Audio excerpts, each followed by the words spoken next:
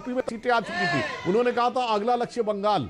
तो 12 वर्षों की दूरदृष्टि के साथ सतत परिश्रम और हमारे सैकड़ों कार्यकर्ताओं का बलिदान, संगठन का संघर्ष और जो हमने केंद्र में हमारी सरकार। हमारे साथ यहाँ जुड़ रहे प्रवेश जी, बंगाल की जीत को कैसे देख रहे हैं? विश्वास नहीं हो रहा, मगर हमारे कार्यकर्ताओं के खुशी के आंसू नहीं रुक रहे हैं। मैं जानता हूं कि पिछले चुनाव में हार के बाद में हमारे कार्यकर्ताओं को कितनी कठिनाइयों का, चुनौतियों का सामना करना पड़ा था। वहां पे उनको मारा गया, पीटा गया। आज वही कार्यकर्ता खुशी से झूम रहे हैं और ये हमारे प्रधानमंत्री जी का कमाल है, हमारे गृह मंत्री जी का कमाल है कि आज हमको ये दिन को देखना पड़ रहा है। दिल्ली की जीत और ये बंगाल की जीत जो आप देख रहे हैं, कैसे कंपेयर कर? बहुत बढ़िया। धन्यवाद आपका। प्रवेश वर्मा यहाँ पर थे। सुधांशु जी, आप अपनी बात पूरी कीजिए। हलचल यहाँ काफी तेज हो गई है। मुझे लगता है 6:30 के आसपास बताया गया है प्रधानमंत्री नरेंद्र मोदी यहाँ पर पहुंचने वाले होंगे। जैसे ही वो पहुंचते हैं हम सीधे आपको तस्वीरें यहाँ से दिखाएंगे। सुधांशु जी, आपकी बात मैंने बीच में टोक दी थी, प्लीज अपनी बात पूरी कीजिए। हाँ, देखिए मैं बता रहा हूं, एक और चीज है, केरल में यूडीएफ जीता है, मगर उसके साथ आखिरी कम्युनिस्ट सरकार इस देश से चली गई। ये बंगाल वो राज्य था जहां 2011 तक अगर चाइना के बाद सबसे बड़ी जनसंख्या कम्युनिस्ट रूल में थी तो पश्चिम बंगाल में थी। आज यहां भी नहीं। और इसे संयोग मानिए अंजना जी कि कल 5 मई है, कार्ल मार्क्स का जन्मदिन है। तो कार्ल मार्क्स की जन्मदिन की पूर्व संध्या पर कम्युनिस्ट पार्टी का भारत की राजनीति से पूरी तरीके से श्रद्धांजलि, तर्पण, अर्पण, परिमार्जन होता हुआ दिखाई पड़ रहा है।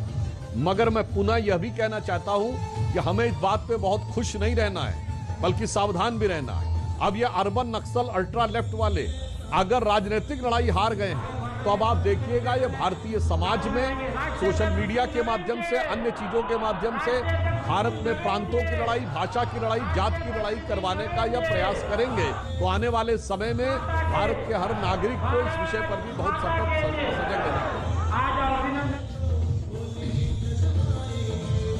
ठीक है, स्वयं प्रकाश पुरोहित जी, आज आपको लगता है आत्ममंथन करने की जरूरत है? ये सच है कि ममता बनर्जी ने मेहनत बहुत की, लेकिन उससे पहले आपको बता दें बीजेपी की फिलहाल जीत पर इस वक्त जेपी नड्डा भी यहां पर पहुंच चुके हैं और उन्होंने कहा है कि ये जीत ऐतिहासिक है। तो जेपी नड्डा भी देखिए इससे पहले अध्यक्ष के तौर पर और इस बार बंगाल में जीत पर जेपी नड्डा का बयान आया है। उन्होंने इस जीत को बहुत बड़ा बताया है, ऐतिहासिक बताया है। आस्था का उदय, बंगाल की जीत, टीएमसी के भ्रष्टाचार और अराजकता की हार हुई है, ऐसा जेपी नड्डा इस वक्त बोल रहे हैं। तो आस्था का उदय, बंगाल में ऐतिहासिक विजय, ये जेपी नड्डा अपनी तरफ से इस पर बयान दे रहे हैं। पुरोहित जी, जल्दी से कमेंट आपसे लेती हूँ क्योंकि कुछ ही देर में पीएम कर रहे हैं। आज अगर आप ये देखिएगा स्वयं प्रकाश पुरोहित जी, तो ये ऐसा नहीं है कि ममता दीदी ने बहुत मेहनत नहीं की। आशुतोष जी, मैं आपसे एक कमेंट इस पर ले लेती हूँ। ऐसा नहीं है कि ममता बनर्जी ने मेहनत नहीं की, लेकिन एक बात तय थी कि वो जिस पॉलिटिक्स पर जा रही थी वो कहीं ना कहीं बीजेपी को मजबूत कर रहा था। वहां पर इस बात को वो समझ नहीं पा रही थी।